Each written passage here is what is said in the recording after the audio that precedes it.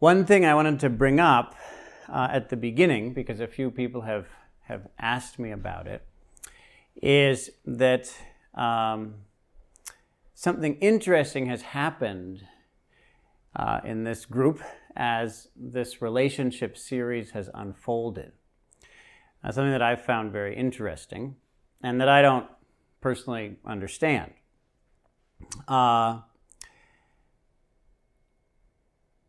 This series on relationships was I actually didn't originally think that there would be anything about romantic relationships in it, and I didn't have the sense originally that it had anything in particular to do with a larger sense of gender. But it's turned out that gender has played a role in this series, even though some of you may not have noticed. This is an issue that I care about very much, and so I've dedicated time of my life to study it academically and to engage in political activism in an attempt to have an impact on our world. And so here I've paid close attention to the numbers of men and women who tend to come. I try to keep track of it in general. And over the years, we've been doing this for, 9 years now, I think? We've been doing this for about 9 years. And it's always been the case that there have been more women than men here, and that women have participated more in the conversations. More women have spoken. It's been very rare that more men have spoken than women, and I don't know of any time that there have been more men attending than women until we started the relationship series. And suddenly that changed. So right now we have 2, 4, 6, 8, 11 men, 2, 4, 6, 7 women. Also interesting that we have so few people. The relationship series has not gotten a lot of people, which I found interesting. But more of the people have been men. Now, that's never been the case. And then also, some of you I know have noticed that over the past few weeks, more and more men have been speaking, which is sort of nice because it means that, look, another man is here. So even though in the big picture, if we go over the past 9 years, the vast majority of people who have participated in the conversations have been women. Nonetheless, recently, it's suddenly been increasing. The male participation has been increasing quite a bit. Now, this is interesting in particular because the series as a whole, the relationship series, was not my idea. It was suggested to me by a woman, definitely a woman. And then the romantic relationship specific subject was also suggested by a woman. Also not my idea. Now, I just think that this is amazing. I don't know what it means. I don't have a clear theory about it. But I do know that some of you have been thinking about this a lot. So I decided it would be useful to just bring it out into the open and let you know that it is something that I've been tracking and considering. And not currently something that I think we need to do anything about. Just so you know. So maybe now you're self-conscious about it and you feel like something should change, but currently I think we're good, and we'll see if this changes anything larger. But it's almost always the case that, so now I have another woman. Very good, excellent. So it's almost always the case in this kind of setting, in terms of this area, mindfulness, that more women come than men, simply because the best way to predict the percentages of men and women that will come to something is how long it lasts. It's an extremely effective way of predicting. So anything shorter than a week, there are typically more women than men. And then it's more or less the same for a little while. And then anything more than a month, certainly more than a year and up, it's mostly men. And the longer it goes, the more men participate. Again, I don't have an explanation for you right now. I'm just saying what I've noticed. But one of the interesting things about that is that if you look at the mindfulness as a whole, as far as I can tell, more women than men do it. Simply because more things last for an hour than a month. Does that make sense? So if there are more women than men at everything that happens for an hour, and there are more men than women at everything that happens for a month, then there are going to be more women than men practicing mindfulness, simply because there are more things that happen for an hour. You all following this? Apparently not. Okay. No, I'm just not sure I'm agreeing with it, but go ahead. Oh, no, you can disagree, but I'm just saying it's kind of known in the industry. But you can maybe try to look it up if you want. It's just what we see. There isn't really anything to disagree with because I'm not explaining it. I'm just stating what we see. So, at around a week to a month, it's more or less the same. But if it's a weekend, then typically more women. If it's 3 months, typically more men. Although there are certainly individual exceptions to all of this. So anyway, what that means practically is that while more women practice than men, at least in our little culture, in our little type of culture, although I'd say it seems similar in Asia as well, nonetheless, more teachers are men than women. Why? Because it takes a while to become a teacher. So if you're going to, who does it for, say, 5 to 10 years? Well, mostly men. But who are most of the people who do it? Mostly women. So you end up with a very interesting dynamic that I think we're all still trying to figure out. I don't know if any of us know what to do about it, but maybe we don't need to know what to do about it. So I just wanted to bring that up because a few of you have asked me about it recently, and it's worth looking at it. It's worth considering it. So this week we're talking about romantic relationships again, and I'd like to do this a little differently because this is just part 2. So I gave a wild rolling ride last week. One of those talks where I said so many things, at the end of it I felt like I didn't say anything. Does anyone know what my actual point was? Yeah, that's what I thought. So what happened was last week's talk got the biggest reaction. Oh, also, 2 weeks. Oh yeah, sure, 2 weeks ago. Yeah, great. So last talk I gave. That talk got more written responses than anything I've ever done. And also, I should say one other thing. Since this relationship series has started, people have been sending me so many emails I can't keep track. I've gotten dozens of single-space typed pages of emails from people in this community ever since this series started. And what percentage do you think of the people who send me emails are women?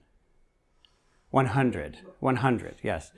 So I've gotten dozens of pages of responses, and I've used that to set up my next talk every week. I just take it, as some of you know, those of you who sent me know, I did take it. Some of you know why I'm saying this right now, because I'm responding to your points that you made in your emails. So I just take that and make the next talk. So it's so interesting. The whole series has been created really by women, but then conducted by men. So interesting, isn't it? I don't know why. So a lot of that has come in, and last week I got over the past 2 weeks, I guess, I got an incredible variety of responses. A variety like I've never gotten before. So it isn't just that I got the most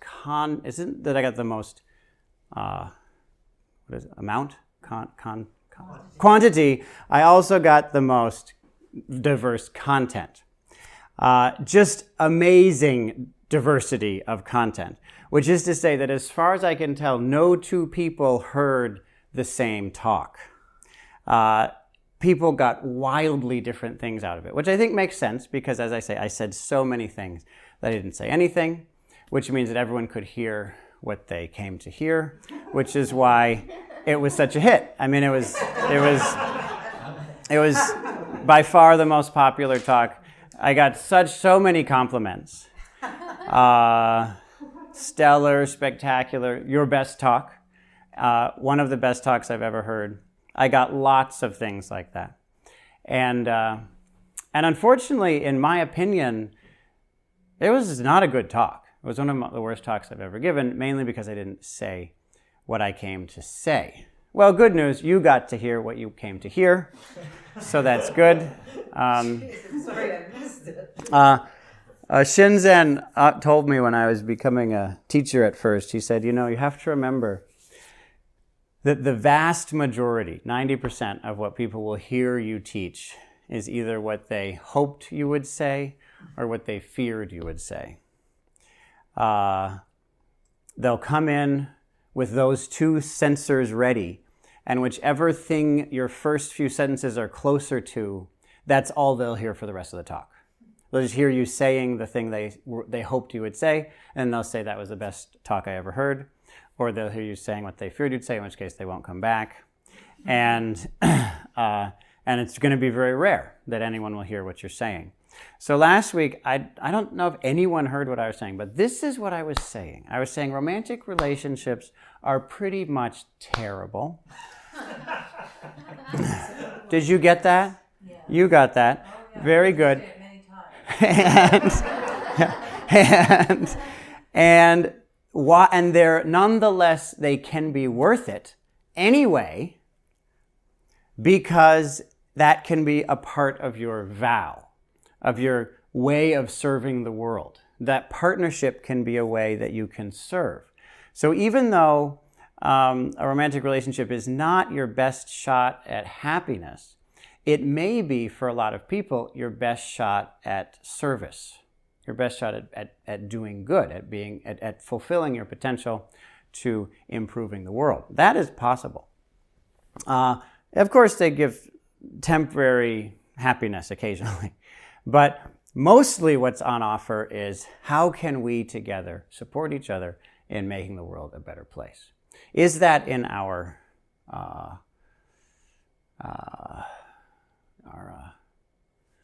what word can I use in English? Dynamic. Good word. This is what my talk last week was like. A word that has so little meaning that anyone can hear the meaning that they're looking for. So, dynamic. Is it in your dynamic? Whatever that means. Excellent.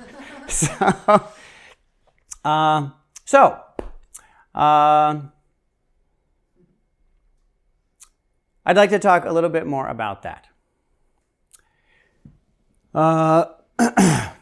So consider, I have the sense that some people may not like the message that romantic relationships aren't the supreme source of happiness in the universe. But I would like to repeat what I said last week, that the normal human culture says exactly that. Romantic love is just not that important in human life. It is at best a distraction, and at worst an illness, a mental illness. A lot of cultures have been clear that it's a mental illness, and then some of them say, well, how you overcome that is that you're married to someone who you didn't choose, and then you need to learn to love them. And the point is that you didn't choose them. That's the reason that the love you have for them will be real, because it doesn't depend on who they are. If you love someone for who they are, well, that's not love. That's just being stuck on something. You have to get to the point when you could love anyone. And that's given to you because your parents choose a good person for you, someone who's going to help you along in your life. But then it's your job to learn how to love them. And if you don't love them, then that's your failing. You should learn how to do that. Now that works in cultures where you have a lot of family support. Our culture, of course, doesn't have that. And so all the responsibility is put onto one person. You have to choose the person. You have to get along with the person. And plus that person is sort of the only person. You know, you just move around through your life, job to job, and you don't know anyone except them. And there's an enormous amount of pressure put on this one relationship. So that's difficult. It's even more difficult because, as I said last week and for a few weeks now, one of the main reasons that romantic relationships tend to be so unsatisfying is that it's so hard in a romantic relationship. It's so difficult in a romantic relationship to see the person over years, year after year after year, as a divine being, as something beyond a human being. That turns out to be very hard. We have the tendency to increasingly see them as a human being and to almost feel proud of that, proud that we know all of their human foibles. Now, it's fine to know their human foibles, but it's not fine to forget that they are more perfect than you know. It's not fine to stop seeing them as more magnificent than your mind is capable of comprehending so far. And that basically your job is to wake up again and again to their majesty, to their perfection. And if you're not seeing it, well, then that's because of limitations in your own mind. This is a certain attitude. And a nun who I've quoted often, named Daichi Zenni in Japan, was talking to me about this, and she said the basic reason that if you want to progress on the spiritual path, you should stay out of romantic relationships, is that romantic partners just can't help but think that you're human. They try not to, but the years pass and they just end up really believing that you're a human being. And if you have someone in your life who hour after hour, day after day is looking at you as if you're a human being, as if you really are the person who they think you are, your spiritual progress is going to be it's going to be hindered. It's going to be very difficult because we're infected by each other. You're impacted by each other. And so it's dangerous to be in a romantic relationship because it's so hard to find anyone who can continually look at you as a spiritual, as a perfect being, and that it's their job to awaken to that. It's not your job to reveal that to them somehow because you're already doing that. It's their job to see it. That, of course, is exactly the relationship, precisely the relationship that's intentionally structured in a place like the monastery where we're at. It's my job to continually see every resident as more perfect than I can imagine. And any degree to which I'm not seeing that, the light of God in them, that's simply my failing as a teacher. It, of course, has nothing to do with them. It couldn't. By definition, it has nothing to do with them. So one thing that's important to do is to attempt to structure a romantic relationship in such a way that that element is continually revisited. As I said, if you're with someone who sees you as a divine being and believes that you are without needs, sees you in that way, then your physical safety is at risk. Does that make sense? Because they're not going to believe that you need food or shelter because they'll see you as the ultimate principle. You're beyond death, so you don't need anything. And so they'll forget to give you things. They'll forget to take care of you in basic ways. They'll forget that you have needs, right? And the example I gave, of course, is myself, that a lot of the residents have a lot of trouble remembering that I have physical needs. And it doesn't seem quite reasonable that I would have them. It seems somehow counterintuitive that I would need lunch. Why does he need lunch? He gave a great talk today. So somehow that means doesn't need lunch. And it's surprising, but that really happens. It really stops feeling intuitive that, or like heat. Why would he need wood for the wood stove? Doesn't he meditate? So, or other things, if I'm going through a hard time emotionally, again, it doesn't seem appropriate. It seems like I'm cheating or something. You shouldn't have troubles, right? It's so hard to wrap your head around it. So, so that's a problem, because then sometimes I don't get lunch and I'm cold and such and such. Okay. But let's look at the other one. The other side is someone sees that you're a human being with needs and such, and they do not see that you're not. Okay? So you can see it's sort of annoying for me to not get lunch or whatever it is. That's irritating at times. But the fact is I'm okay. Does that make sense? I can miss lunch sometimes. It's irritating. It feels uncaring, but it's not that bad. And besides, as the residents mature in their own practice, all of them are gradually coming along in their practice, and soon enough, it'll be possible to see, oh, look, there's no contradiction here. And then having lunch and not needing lunch are not contradictory. Wow. They're all going to get there. It's happening on its own.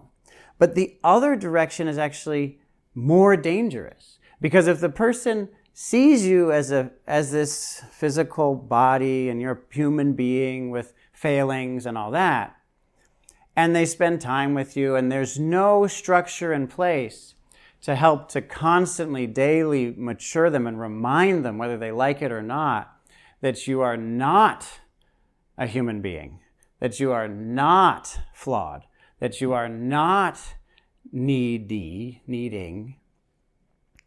If that isn't in place, then gradually you just start to really think that the person is a person. Really. And once that happens,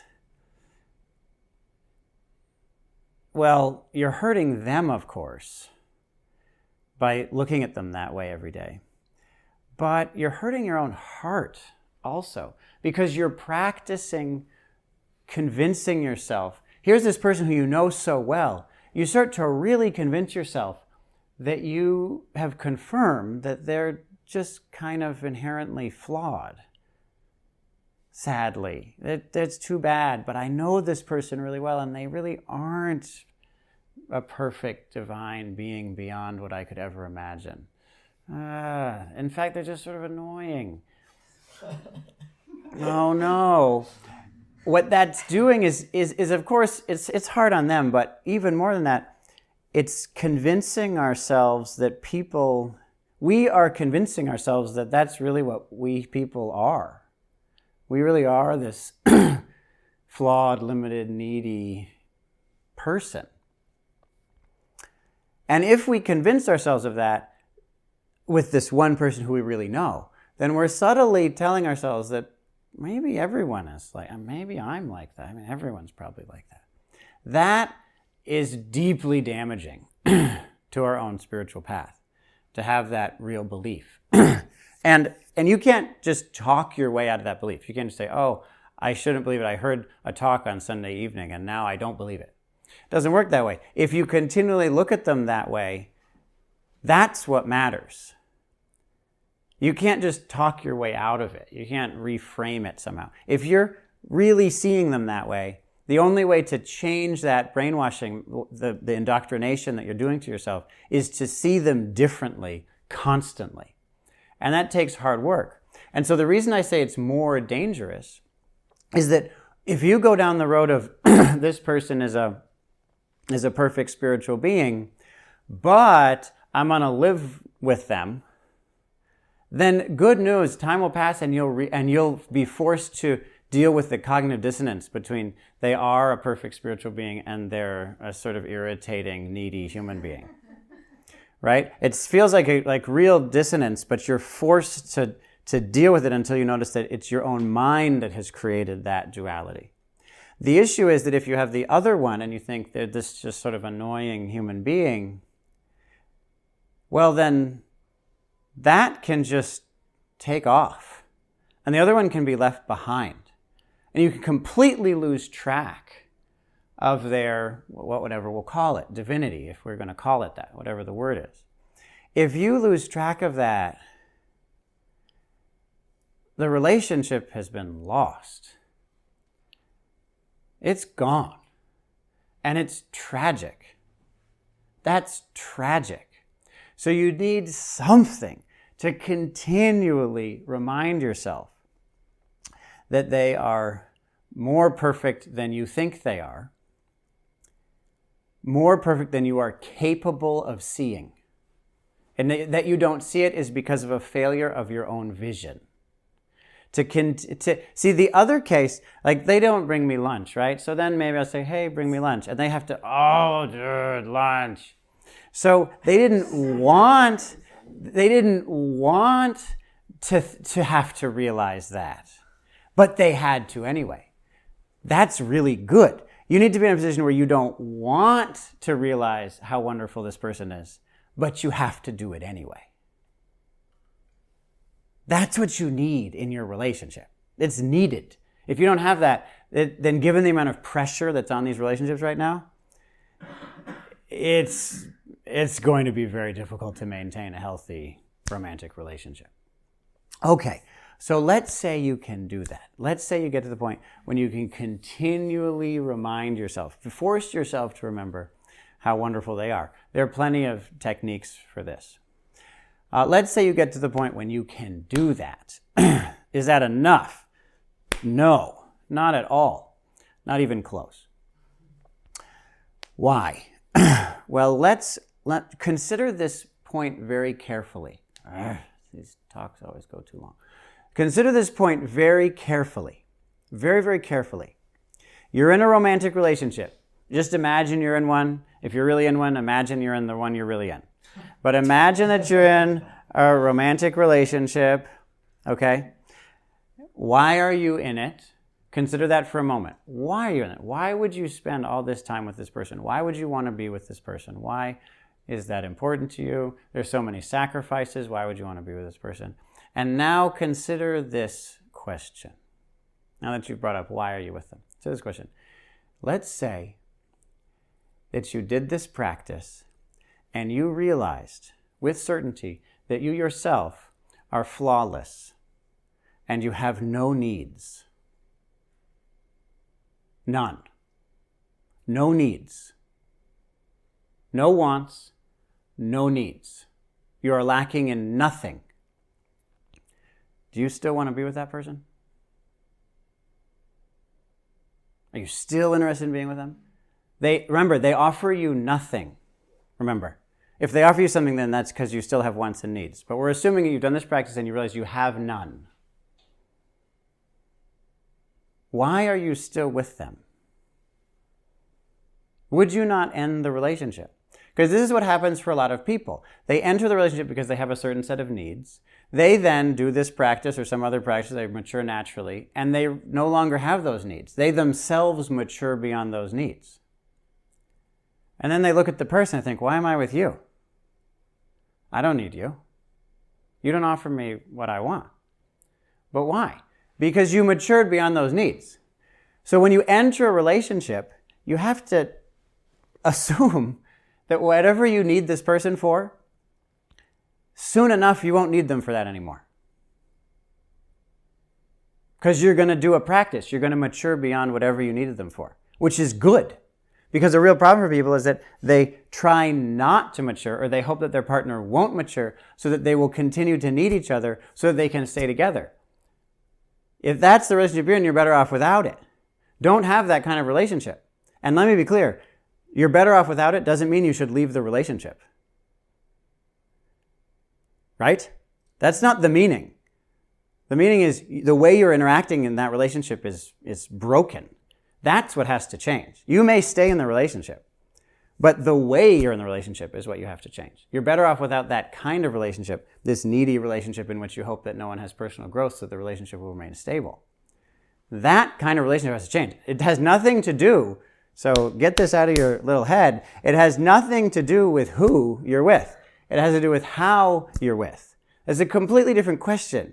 And that's why mindfulness is relevant to this. You have to change everything, switch it around, break it, and put it back together a different way so that it's no longer who, but how am I with someone.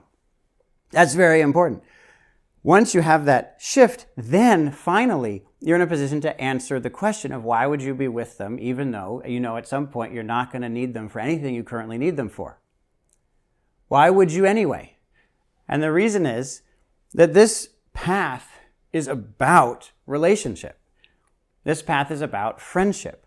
And there are certain kinds of friendship that can be of service to the world.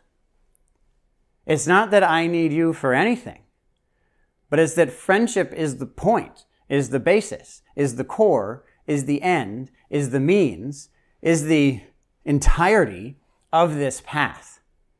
And there are kinds of friendship, kinds of connection, which may be romantic, that can be used, that can manifest as service to all living things.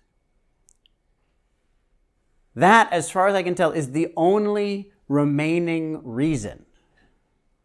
Because being with them, is sort of good for a few years and it's not. They're great until they're not. You need them until you don't.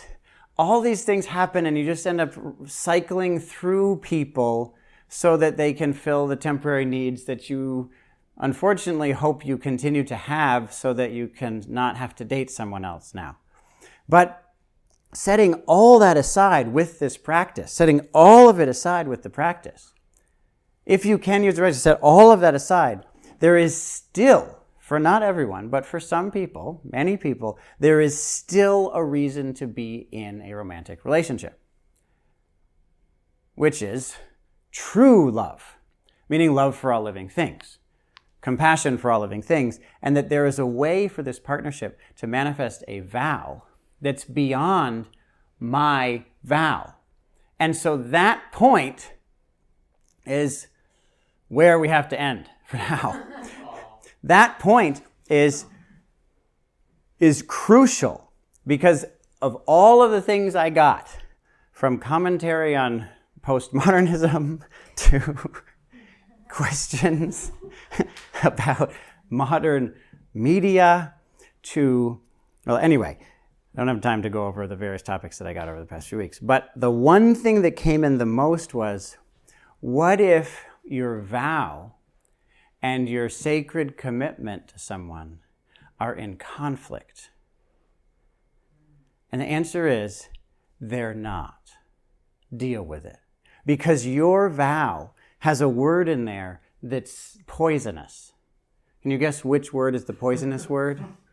Your. It's not yours. Your life is not yours. Your vow is not yours. You don't own it. You don't get to have it and possess it and direct it and manipulate it and control it. It's not up to you. You are asked. Your vow, your pranidhana is the word in Sanskrit. That is something that you can say, something that you've either cultivated for a very long time, very long, really long, longer than you remember. Let's just leave it at that. Long time. Or it's something which this whole world of connections is now, right now, calling out of you. It's calling out of you. If you think my vow, what do I want to do with my life? If you think that that's up to you, then you will invariably conclude that your commitments and your vow are in conflict. But your commitment is like, your vow is like a commitment. A commitment is something that you have given away. That's what a commitment is. A commitment is something you gave away. You can't just take it back because you gave it away. It's gone. You lost it. If you say it's my commitment so I can take it back, then you don't understand what a commitment is. In the same way you don't understand what a vow is. Your vow, what you're doing with your life, is not yours. You don't get to decide. Okay? I mean, you all know my most essential relationship in my life is with you. Okay? If I had control over my life, I would not be here. I wouldn't. Where would I be? In the woods, on a mountain. This is not a decision. This is a yes. That's all it is. And life, if you want to understand a vow and a commitment and a romance, then you have to understand how to say yes. And yes doesn't mean mine. Yes means yes. And when you say yes, then the break, the conflict between my commitments and my vow, that conflict is seen to be entirely illusory. It's something we made up, and as a result of it, we suffer, and the world does not receive our gifts. So it's essential that we use this practice to break free of that sense, mine. Otherwise, we'll find ourselves cycling through the same patterns, well, for a long, long time, and maybe with a lot of people. So now we have a moment to explore this with technique.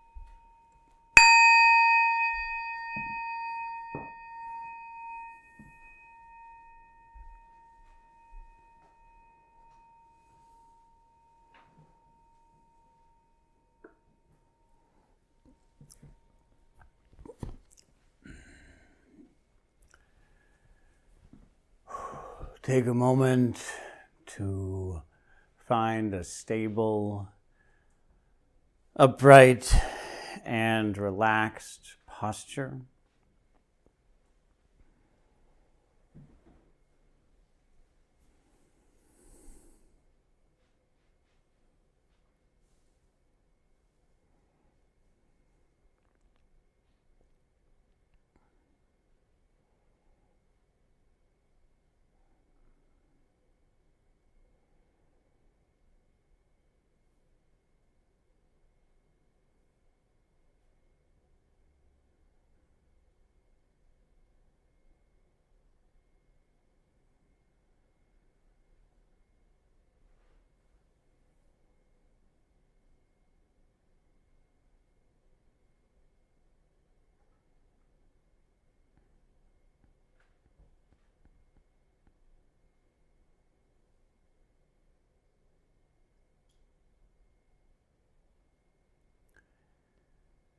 Remain aware, mindful, present with your posture.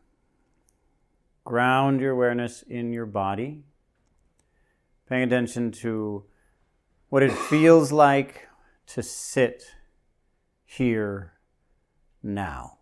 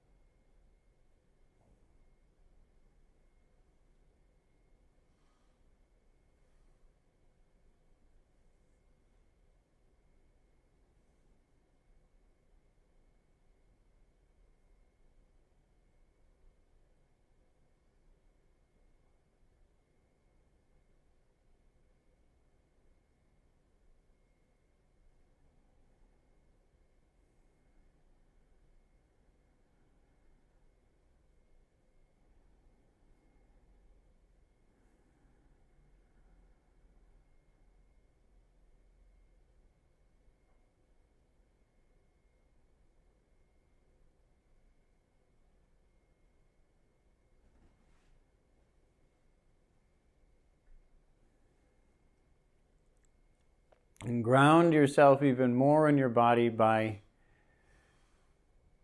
anchoring your awareness in your breath.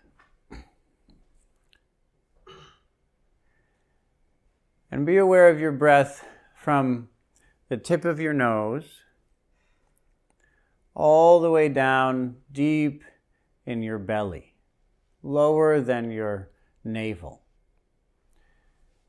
Your breath is moving in and out, impacting all of those parts of your body, all the way from the tip of your nose, down through your throat, chest, upper abdomen, all the way down into your lower abdomen. All of that area is impacted by and contributes to your breath.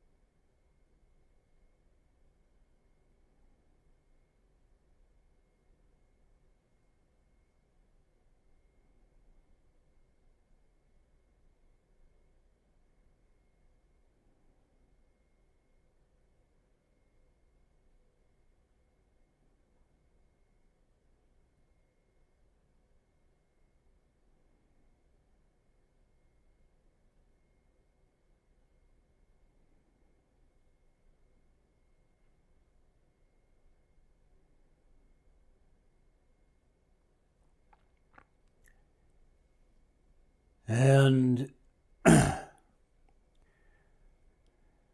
if you'd like, please shift your technique. Shift your technique to considering someone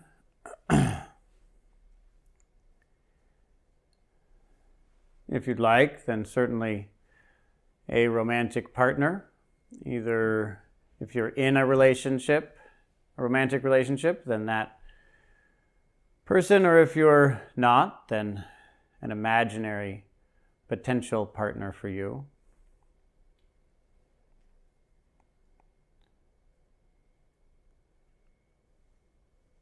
Consider someone and practice seeing them as divine.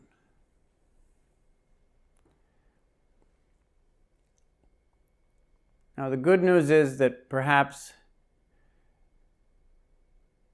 you have, it's possible, you may not have, but possible that this person who you're imagining, perhaps you have had the experience of falling in love with them. If you've had that experience, then it's kind of like an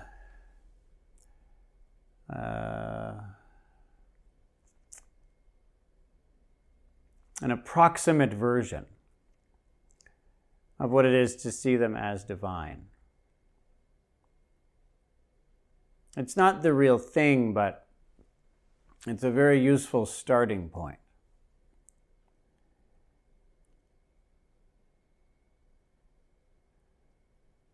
So you can use that as a starting point, or you can use other techniques as well. For example, see them in their divine aspect. You can change how they look so that for you, they appear divine, whatever that is for you. Of course, different traditions will have different characteristics. Sometimes divine beings glow, wear beautiful robes, or seem to sparkle.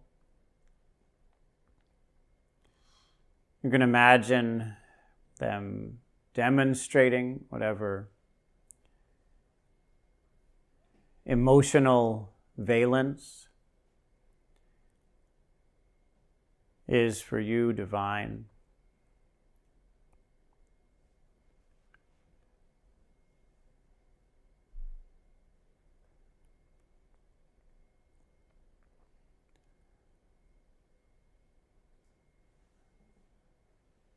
You can imagine them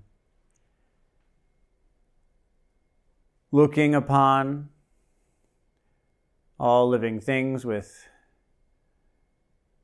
superhuman compassion,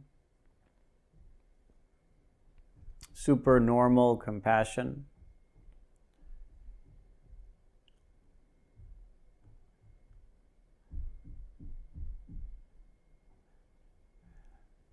Or you can take the approach of observing their various activities as divine teachings, which is to say that you consider things they do and frame them, explain them, observe them as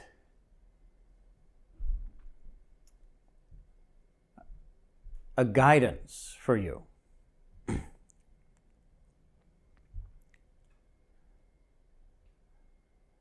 So, for example, if they are doing something that irritates you, you can imagine them doing that, but imagine them doing that in order to help you to go beyond such an immature attachment that you would be annoyed by something like that. That they're helping you, they're giving you the chance to mature.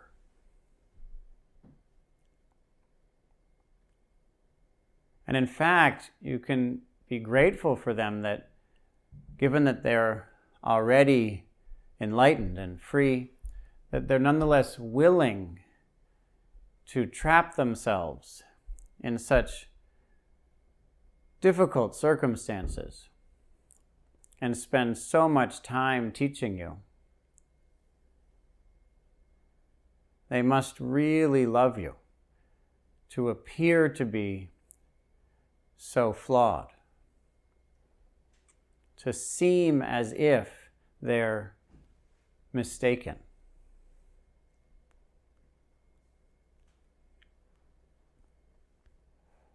What incredible compassion they must have to go through this human existence in order to be of service to you by challenging you in these ways.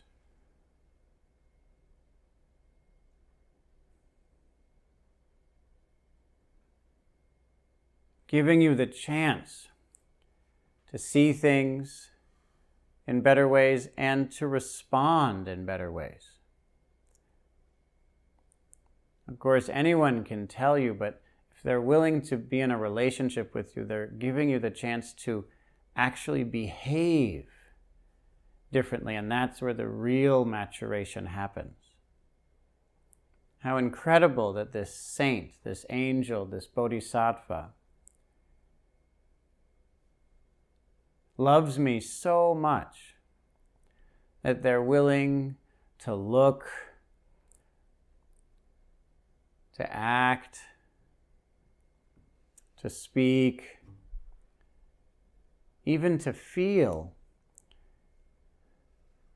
like this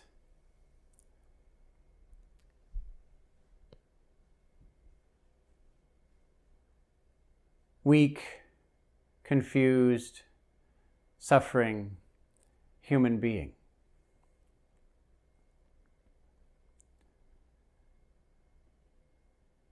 That they've been willing to drop down to my level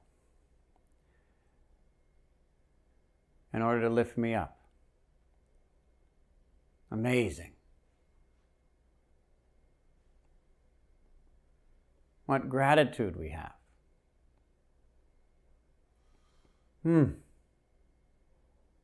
And we see how much they love us, to be willing to act like that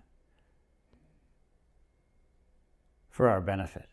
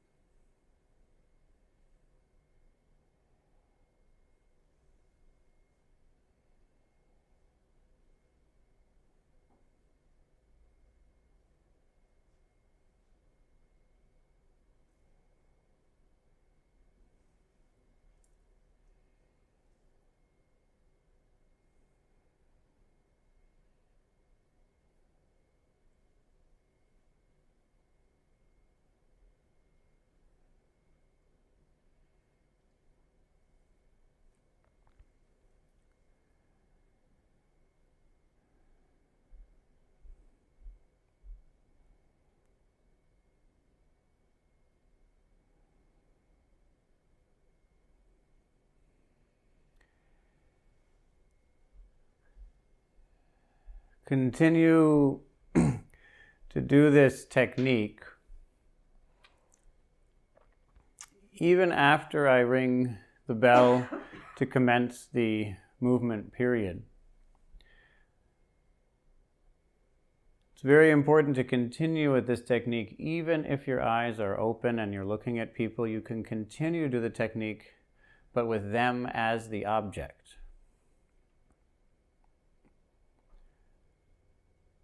Your goal is to continually awaken to the beauty in each person that you have not yet seen, that you have not yet realized. When a person is presenting themselves to you to give you a chance to awaken to that for your benefit.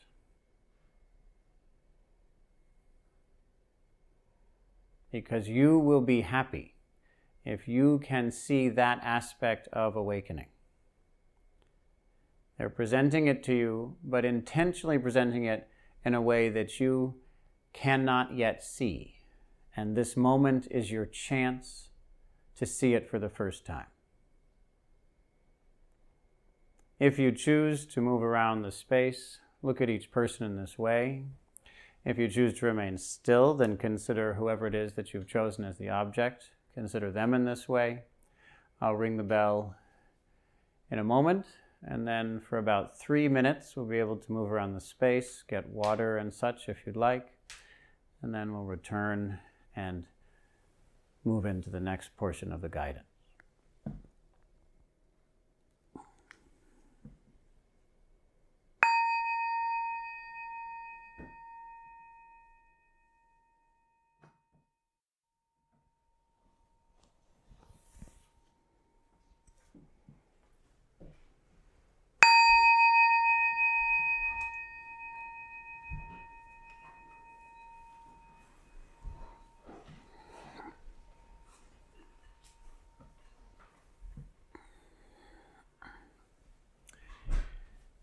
And continue with that technique.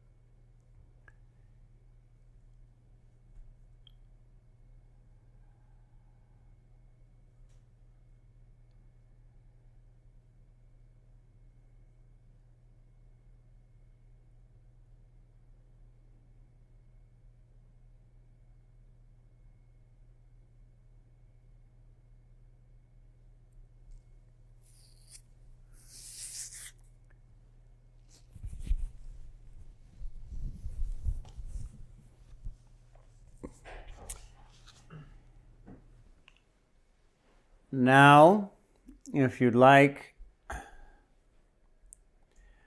adjust the technique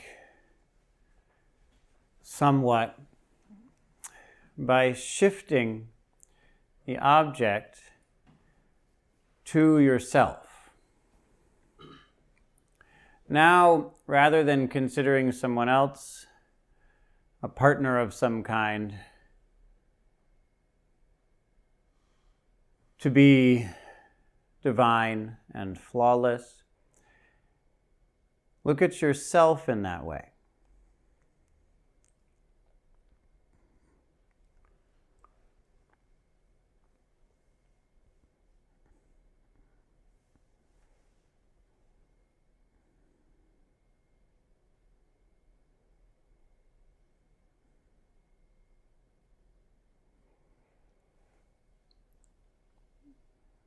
Traditionally, we begin by observing our self-image, which literally means how we see our own bodies.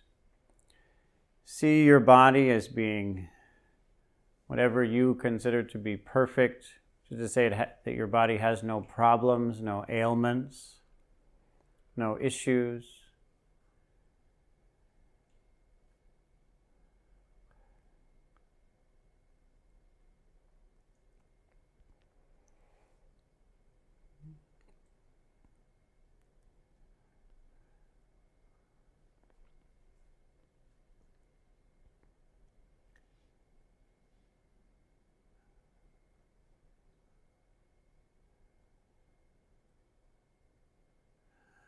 And see your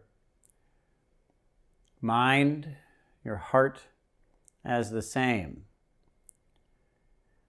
Whatever problems, issues you may have internally, see yourself as prior to all that, or you could say beyond all that. Who were you before you had that problem, or who will you be after you've resolved that problem?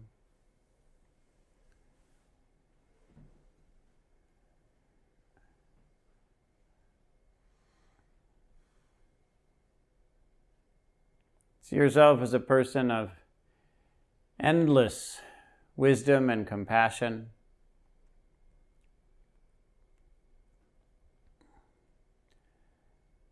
Who has come to wherever it is in your life in order to be of service. You're going through whatever you're going through because that's how you're serving.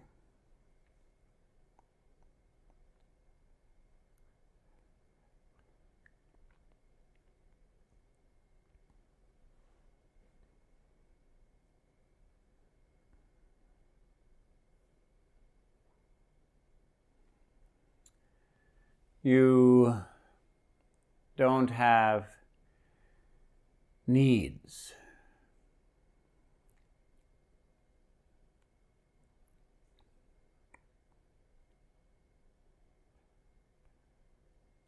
You're a person of such wisdom and compassion that you are never mistaken, and you do not suffer.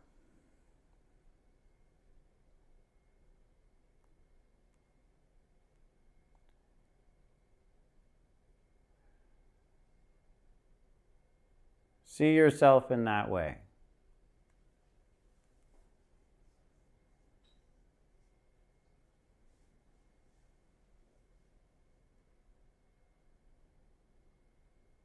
Of course, you may find that the easiest way to do this is to just play with this like it's a game. That's fine. You can approach this with the same state of mind that that a child does when they're imagining. Like I did when I was a child. I was 6. My mother gave me a Superman outfit and I wore it all the time. Only way she could wash it was by taking it off of me when I was asleep. And she needed to be sure she had it back on before I awoke.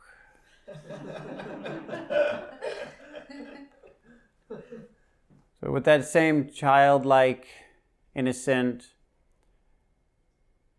light state of mind, perhaps just for fun, imagine yourself as this kind of superhero. Of course, you may take it very seriously You may find that that's the best way for you to do this exercise. That's also fine. Whatever approach works for you. But see yourself, playfully or seriously, as flawless, divine. Flawless and divine in a way that your mind cannot understand, because that which is flawless and divine has just picked up that mind for the time being to use it as a tool to do the work it needs to do. The mind doesn't need to understand. The hammer doesn't understand the blueprints of the house. It doesn't need to. The hammer is used. The blueprints are used.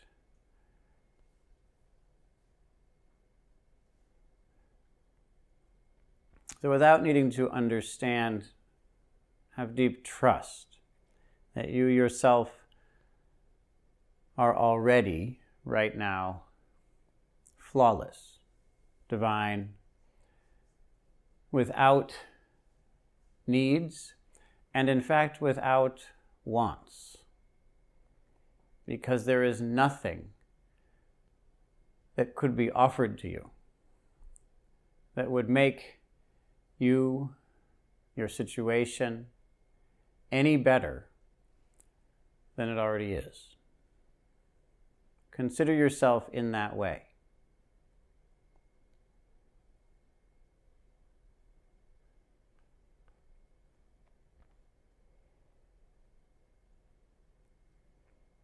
Not because it couldn't be better for you, but because you've put yourself in this situation for exactly the right reason. And that's enough.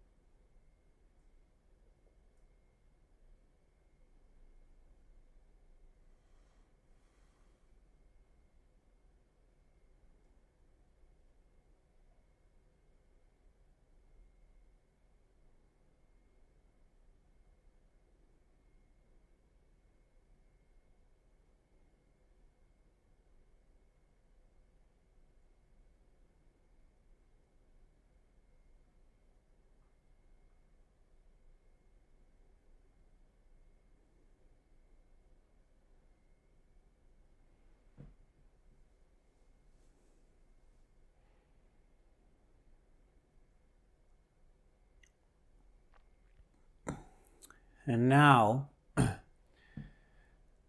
from this perspective, from this identity,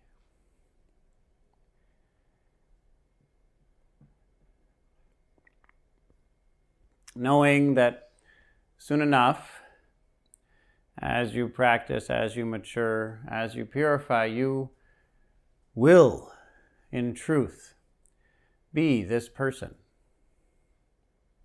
You will realize that. You will resolve the problems that you've given yourself. You'll be beyond the limitations that you currently experience.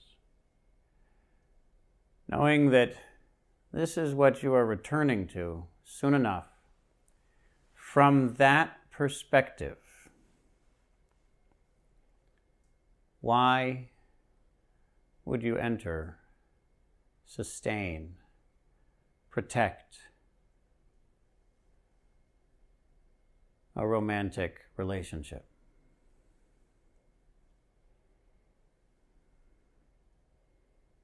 You without wants or needs.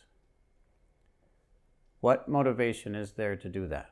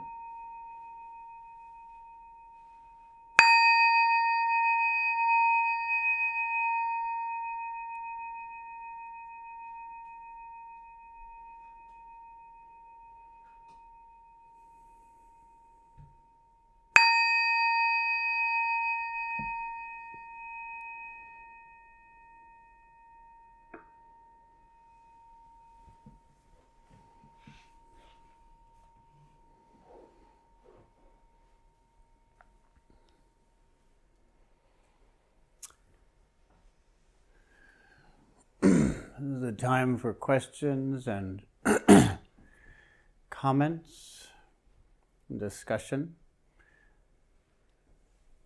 Please. Time is yours. Yes? Could you say something about arranged marriages in other cultures and how that relates to the view that romantic love, there's something wrong with it? Is the two related, that they have arranged marriages because of that? Perhaps. I'm not an expert on the subject.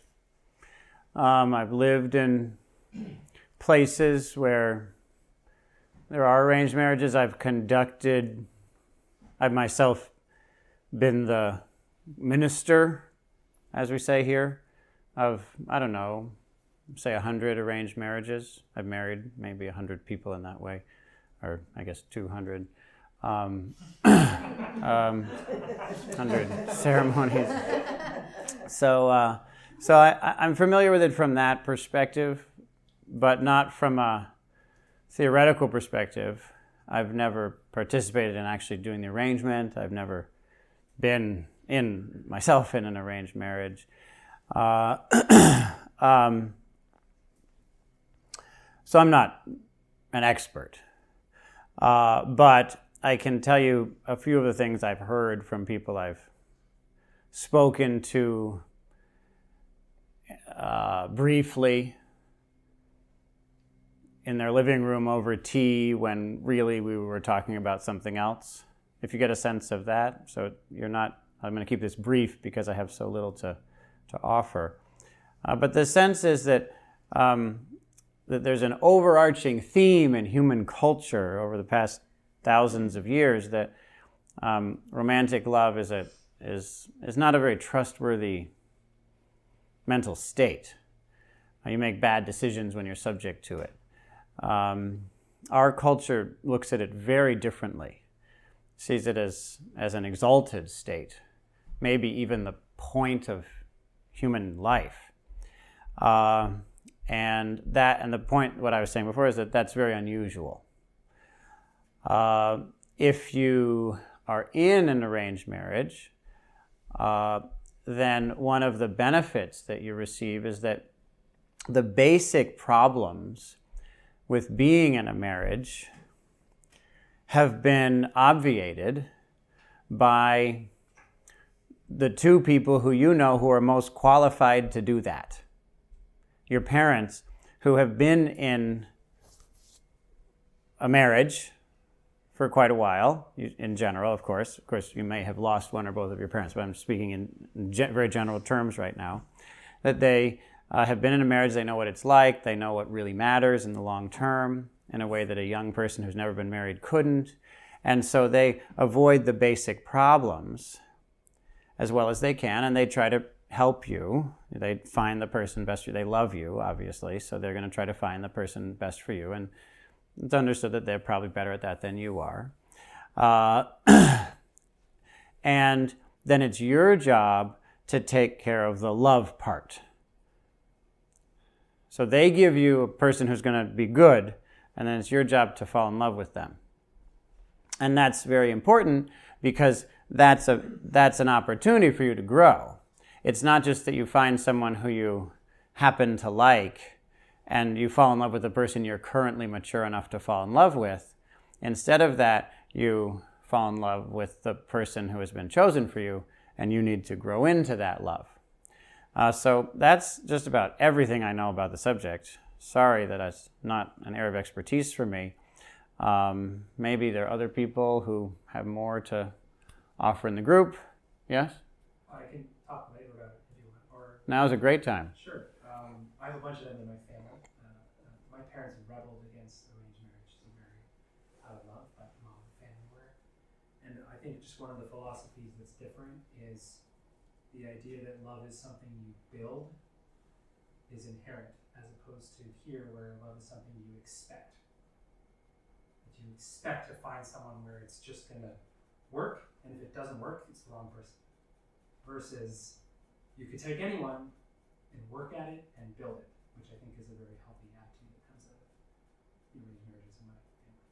Hopefully that helps. Very helpful. Thank you. Appreciate it. And again, it's helpful you have much more experience than I do, so I appreciate that you add that since, as I say, one of the nice things about my position is I'm an expert in certain areas, and one of the best things about being a real expert in something is that you're very aware of the difference between you and other people who are not experts in that field.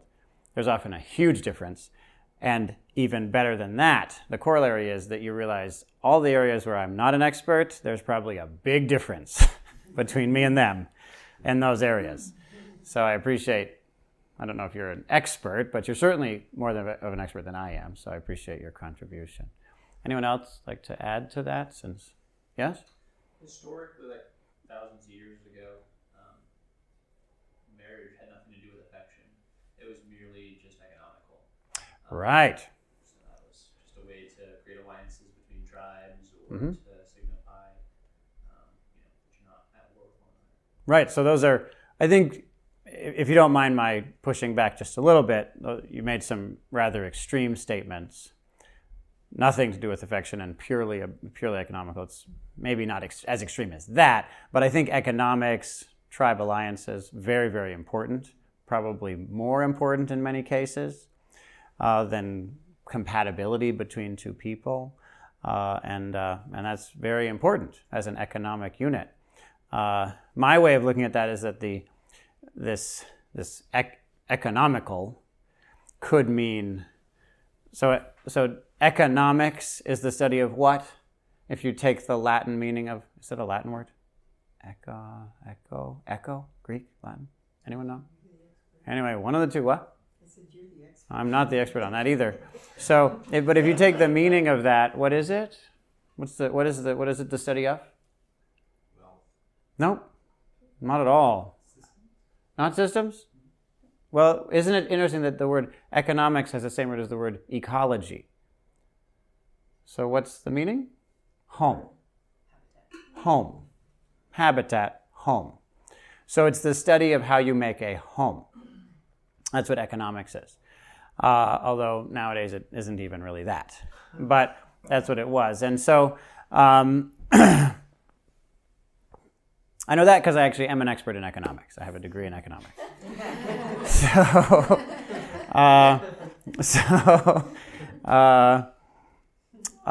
If you consider that an economy, the creation of a home, then my way of looking at it is that's your vow. That's the creation of your vow, of your place in the world.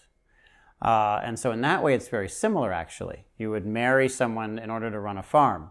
You would marry someone in order to increase a certain territory or decrease the wars between two territories. And that's done so the two of you can partner to achieve something. And that's very similar, therefore, to what I'm referring to. The difference is, are you looking at it in the way I am, which is more of a spiritual engagement, or is it an entirely practical engagement driven by the greed and conflict of the world? Great, so thanks for that addition. Very, very good. Anything else? Yes. So pardon my short-term memory. Mm-hmm. At the very end of this sit, did you say, so consider why you would have a romantic relationship? Is that what you said? Mm-hmm. Is that a rhetorical question? Or a question? Interesting. It never occurred to me it would be a rhetorical question. Why would it be a rhetorical question? I don't know about that, but I do have something I'd like to say about it. Please, yeah. So, why would we want to enter into romantic relationships? Or maybe we don't want to, but we are open to that, or that's what happens, and we go along with it. Mm-hmm. Is if I don't need anything, Right. well, other people need things. Right. And in my experience, that's very often what they're looking for. What is? Help with their needs. Mm-hmm. Wherein comes the service, Mm-hmm. Mm-hmm. for better or worse. Mm-hmm. so that's why I might want to enter into a romantic relationship because I have things to give to other people. Wonderful. Good answer. Well, long-term unscientific study has revealed that to me.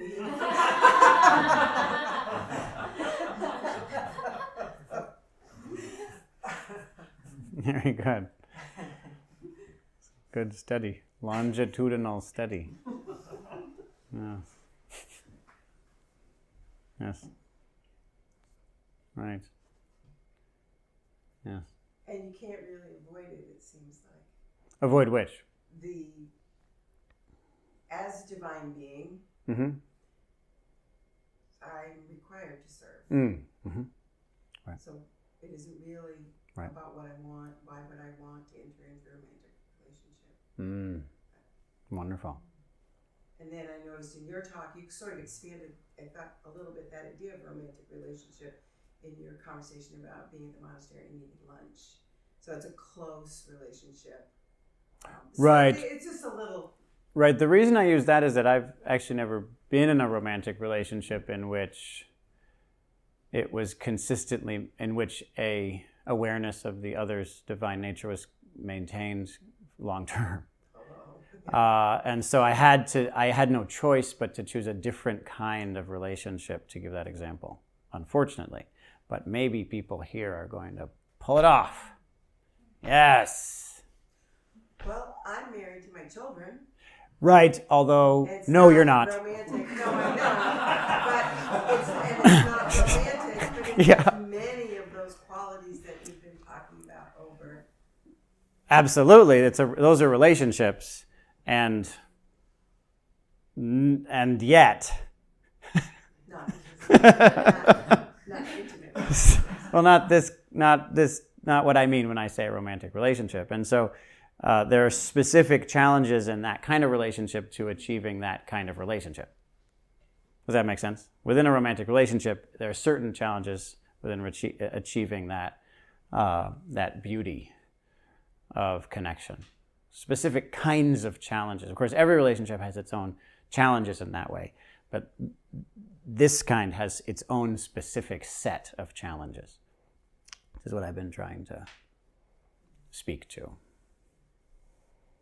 So it's good that we have different relationships that demonstrate it's possible to do that. Then we may or may not want to try to include a romantic relationship in our striving or in our building of that kind of love. May or may not choose that arena to do that dance. Mm-hmm.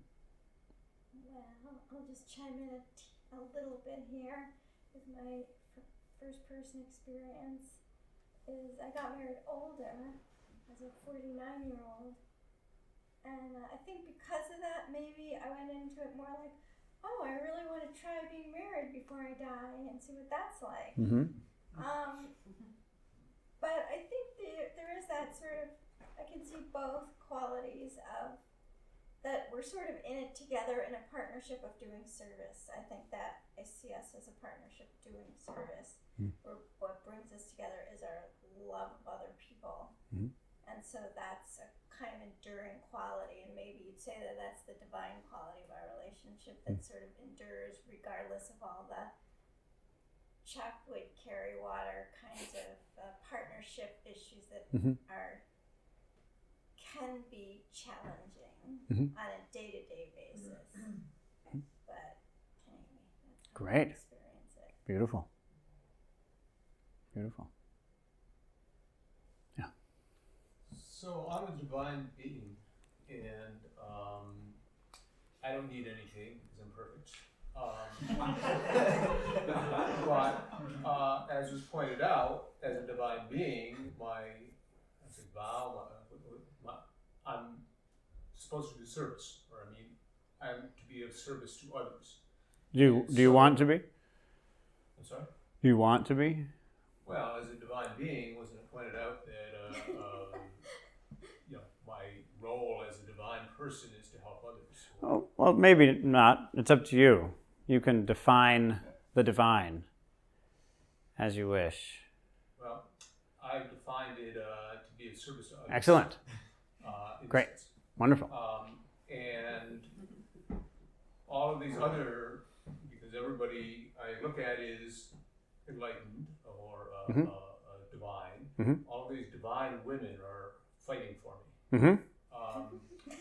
And all of them are equally divine, and Mhm. all of them are equally in need of my divinity. How do I choose? All of them are equally in need of your divinity. Again, I mean, I'm asking because if you're defining yourself as being beyond needs, and you're also defining them as being beyond needs, then no one needs anyone, right? I'm going by the exercise Yeah. where you had pointed out. Yeah. Think of myself as divine. Think of my partner Precisely. as divine. Yeah. Therefore, I'm expanding that to say, well, all potential partners are divine. Right. So the question is then, maybe, the only thing I'm pointing is maybe we could set aside the question of whether you or they or anyone needs someone else. Could we just set that part aside and still use the rest of the example? If we set that aside, how do we answer my question? That's the question. That's why I want to set it aside. Because that's the whole question. Okay. That's the entirety of the question. So you actually put it much more succinctly, cogently, sharply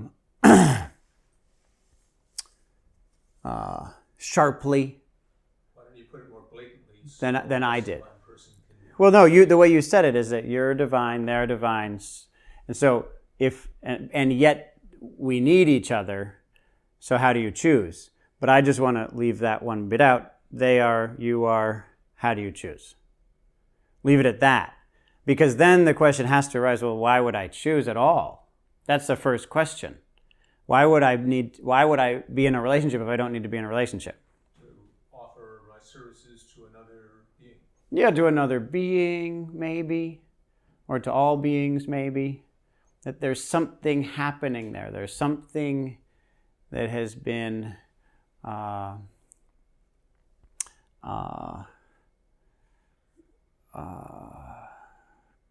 connected.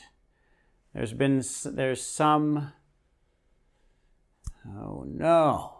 See, the problem is that the answer in the back of the book is is a term that we don't have in our culture or language, and so you'd call it karma, or an even better one, even than the way you think of karma, is actually the term yuan or en.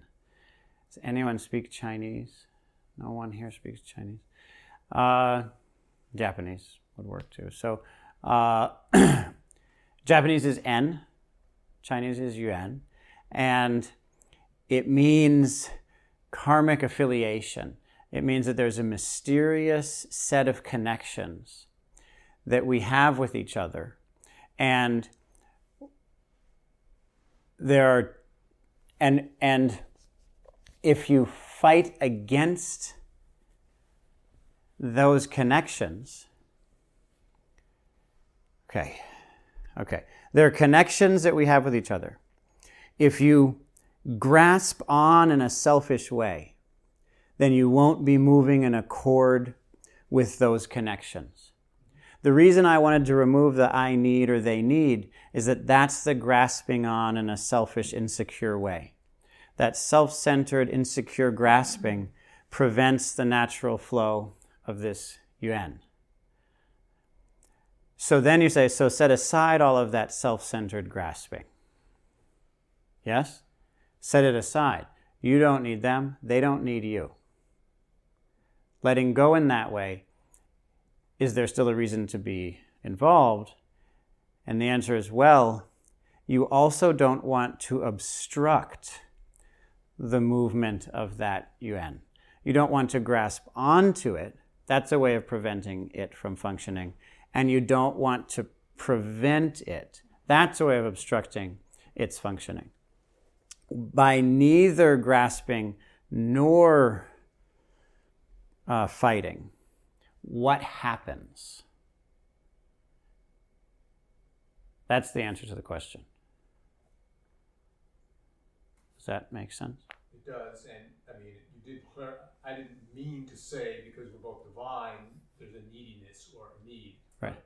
For clarifying that, yes, how do we arrive at a romantic relationship as two enlightened people who Precisely. really don't need one, but Right.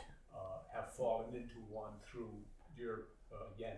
Exactly. And En is the easier way to say it in the Japanese pronunciation. En. Just En. It's like the letter N. So because of our N, I don't know how to put that into English. Due to those connections, those karmic affiliations, there is a service that is requested by and offered to the world.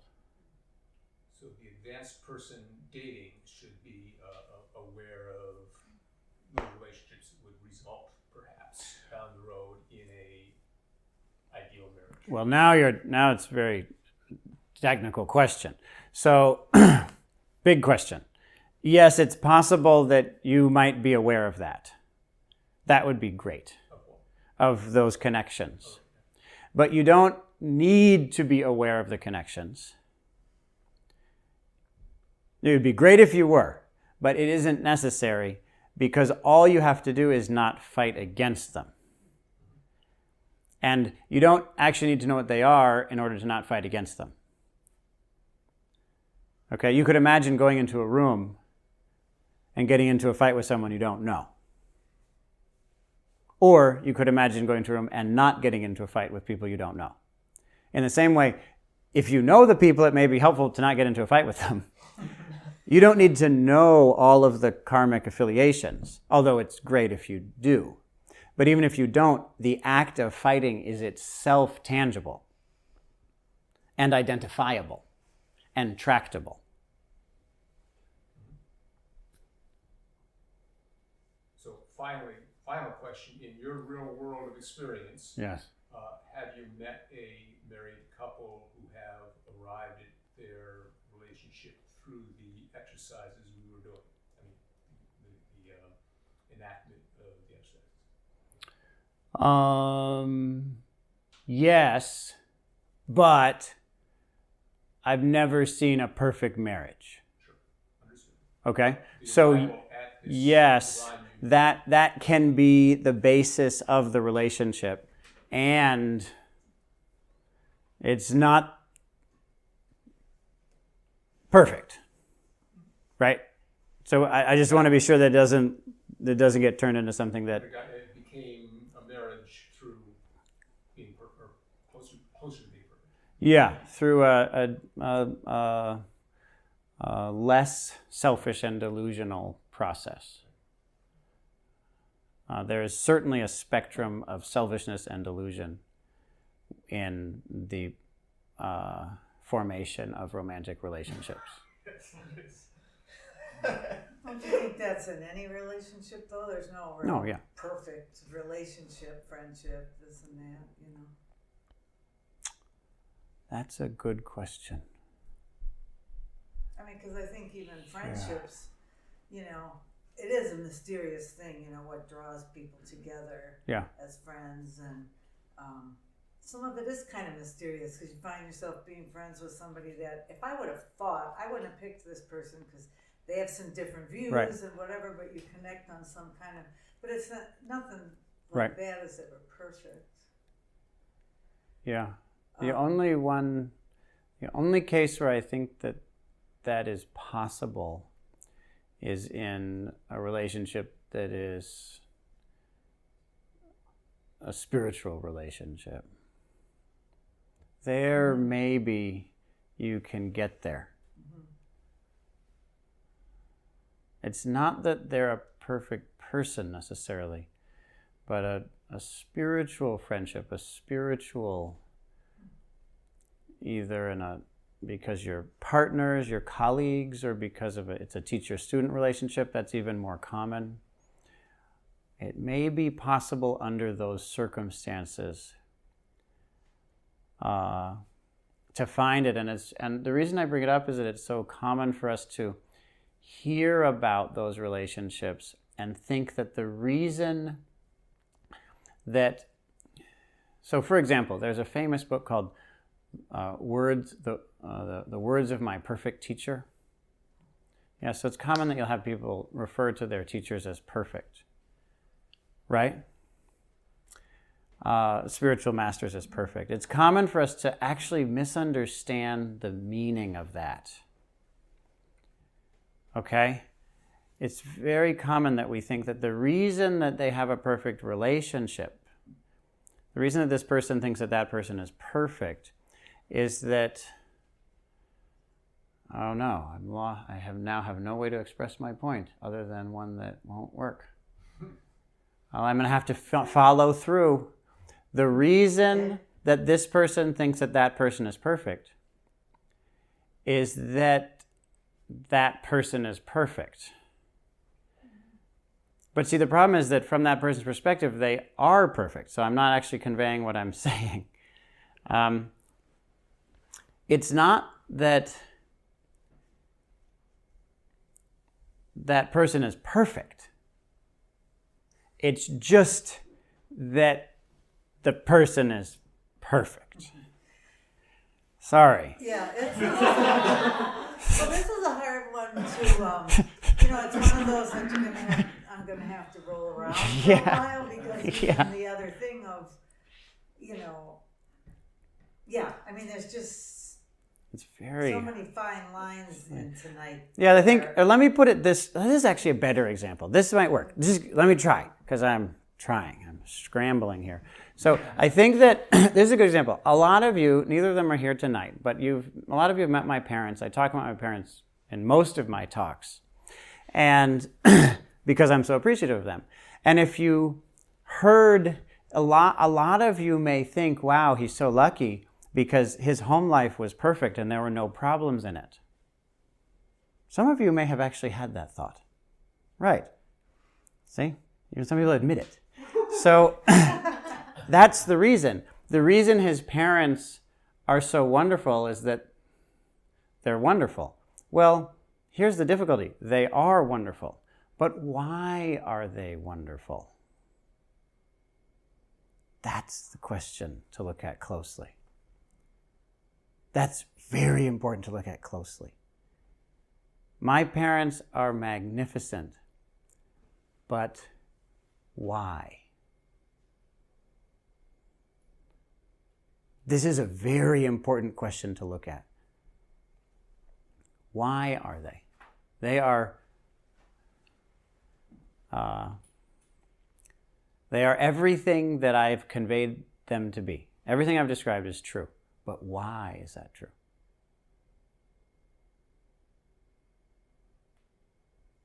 Okay? That's a very important question. Or no, let me put it another way. I know a lot of you want to say this, but this is actually finally working. I met Harada Roshi one day. Okay? That day, within a few minutes of meeting him, my life completely changed forever. A deep hatred that I had inside of me totally and finally vanished. It has never come back. It was driving my life up until that point, and it has not driven a moment of my life since that point.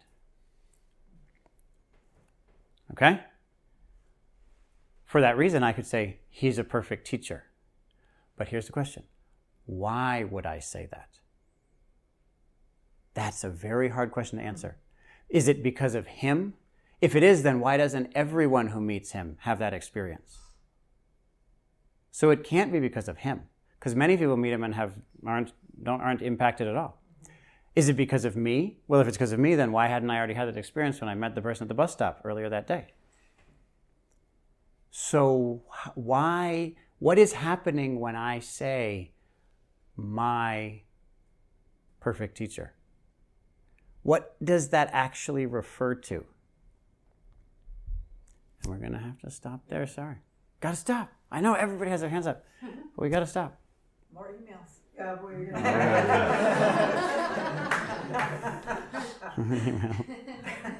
You asked for the email. Yeah, I know. So I guess the last thing I'll say is feel free to send me the emails. I love getting your emails. If I don't reply, it's not because I didn't like getting your email. Okay? I may not reply. Or I may reply with one word. Thanks.